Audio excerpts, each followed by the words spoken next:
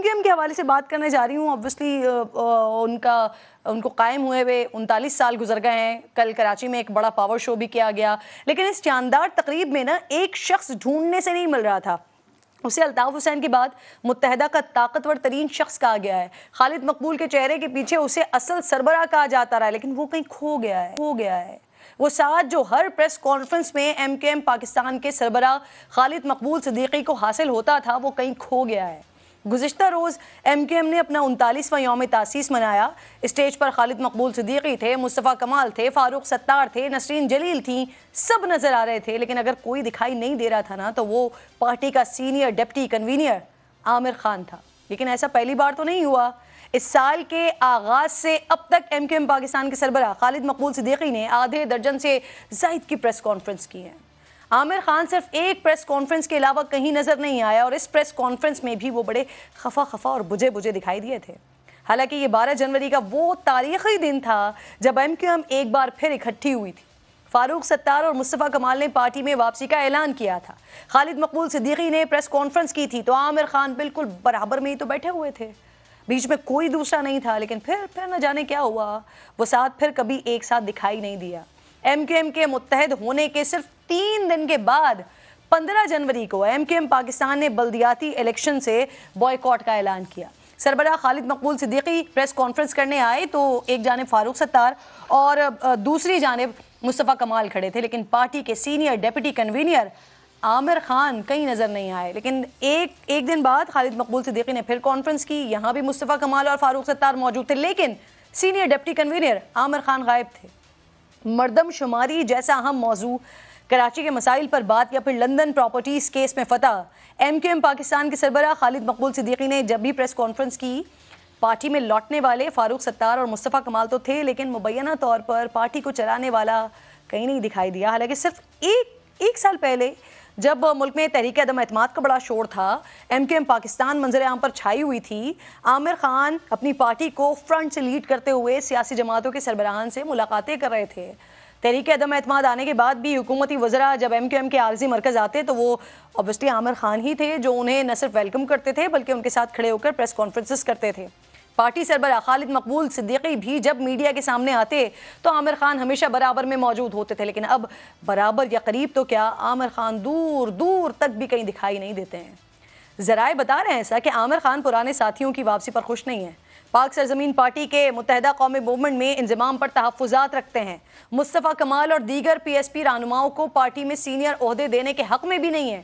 اسی ناراضگی اور تحفظات کو دور کرنے کے لیے گورنر سندھ کامران ٹیسوری نے 3 مارچ کو ان سے ملاقات بھی کی, اختلافات بلا کر ساتھ چلنے کی پیشکش بھی کی ہے, لیکن کوئی نتیجہ تو نکلتا ہوا دکھائی نہیں دے رہا. اس پر بات کرنے کے لیے پروگرام مجھے MQM پاکستان کے ڈپٹی کنوینر فاروق ستار صاحب جوائن کر چکے ہیں. بہت شکریہ. السلام علیکم فاروق بھائی. عامر خان صاحب کہاں ہیں؟ کل یوم تاسیس پر نہیں تھے, کیا وجہ ہے ان کی, کہاں غائب ہیں وہ؟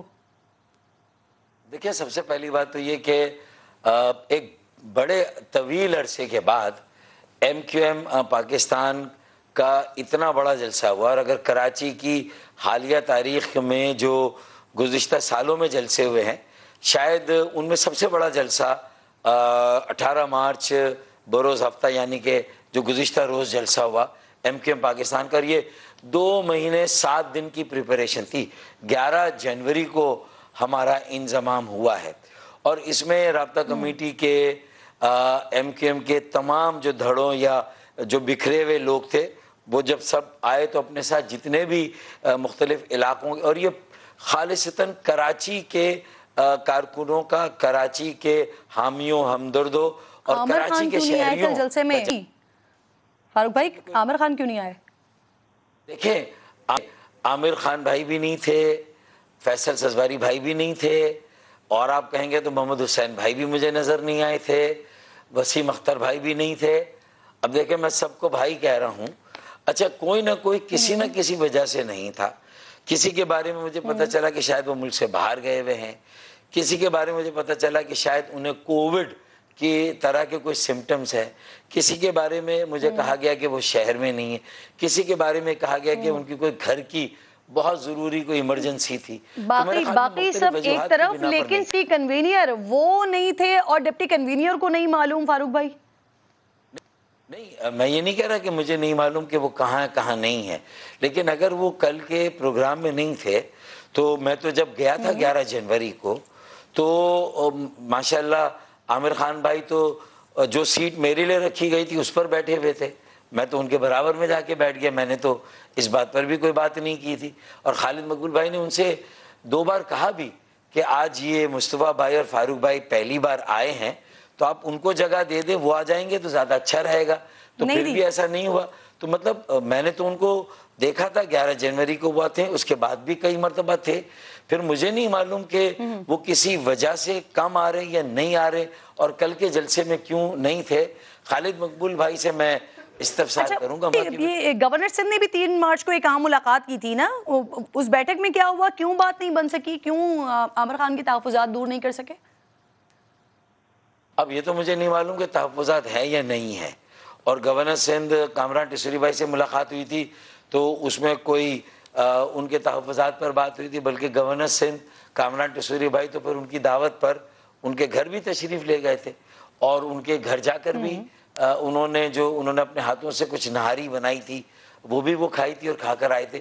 تو میں نے تو اسی حد تک سنا تھا، مجھے نہیں معلوم کہ ان کے گھر پہ یا گورنر ہاؤس میں جب ملاقات ہوئی تو کیا گفتگو ہوئی۔ فاروق بھائی، ان کی ناراضگی کی نا خبریں چلتی رہی ہیں سر، اگر ایسی کوئی ناراضگی نہیں ہے، اگر کوئی تحفظات نہیں ہے تو خود انہوں نے تردید کیوں نہیں کی ابھی تک؟ نہیں، میں سمجھتا ہوں کہ پہلے تو میرے ان ساتھیوں کو اگر میں نہیں مانتا جو آپ کہہ رہے ہیں، لیکن مفروض ہے، چلیں آپ جو کہہ رہی ہیں تو وہ یہ بات رابطہ کمیٹی میں تحریری طور پر لکھ کے دیں کہ بھئی ہمیں ان چیزوں پر تحفظات اعتراضات ہیں، یا خالد مقبول صدیقی بھائی سے ٹائم لے کر انہیں دیں انفرادی۔ اچھا، گزشتہ 3 مہینے میں نا 5 بڑی پریس کانفرنسز ہوئی ہیں، خالد مقبول صدیقی کے ساتھ عامر خان کی جگہ آپ اور مصطفیٰ کمال صاحب نظر آئے، ایسا کیوں؟ آپ سے زیادہ اس کی فکر مجھے ہونی چاہیے، میری طرح میرے اور ساتھیوں کو ہونی چاہیے، اور ہماری طرف سے کسی کو پیچھے نہیں کیا گیا، کسی کو روکا نہیں گیا، ہماری طرف سے کسی کو آگے پیچھے کرنے کی کوئی پیشگی شرط نہیں تھی۔ تو میرے خیال میں پھر میرا یہ منصب اور میرا یہ مقام نہیں کہ میں آپ کی اس بات کا کوئی جواب دوں اور میں اس مفروضے کے سمندر میں غوطے لگاؤں۔ اچھا فاروق بھائی، چند دن پہلے رابطہ کمیٹی اجلاس میں کوئی جھگڑا بھی ہوا، جلتے ہوئے اجلاس میں کارکنان داخل ہو گئے تھے، یہ کیا معاملہ ہوا تھا؟ میرے خیال میں قطعی کوئی جھگڑا نہیں تھا، اللہ نہ کرے کوئی ہاتھا پائی نہیں ہوئی، اور اگر کہیں پر میرے 1-2 ساتھیوں نے تھوڑا سا اونچی آواز میں بات کر لی، دونوں کا اپنا ایک جو ہے نقطۂ نظر تھا، کوئی اختلاف رائے تھی، یہ چیزیں تنظیمی ہوتی ہیں، رابطہ کمیٹی میں ہوتی ہیں، پھر رابطہ کمیٹی ہی میں سیٹل ہو جاتی ہیں۔ فاروق بھائی، آفاق احمد صاحب نے نا کچھ دن پہلے کہا تھا کہ اس انضمام سے پی ایس پی نہیں 23 اگست کے بعد والی ایم کیو ایم ختم ہو گئی ہے، تو سر کیا وہ اس ایم کیو ایم کی بات کر رہے ہیں جس کی سربراہی آپ کے پاس سے سب سائڈ ہو گئے ہیں، سب ختم ہو گئی؟ دیکھیں، یہ تو اگر مصطفیٰ کمال بھائی سے ہی ان سوالوں کے جواب لیے جائیں تو زیادہ بہتر ہوگا، لیکن انہوں نے میرے خیال میں ایم کیو ایم میں واپس آنے کے بعد اپنی ان ساری باتوں کو کہا یہ ماضی کا صیغہ ہے اور یہ ارتقائی عمل ہے، سیاست میں کوئی بات حرف آخر نہیں ہوتی ہے اور آدمی اپنے تجربوں سے سیکھتا ہے۔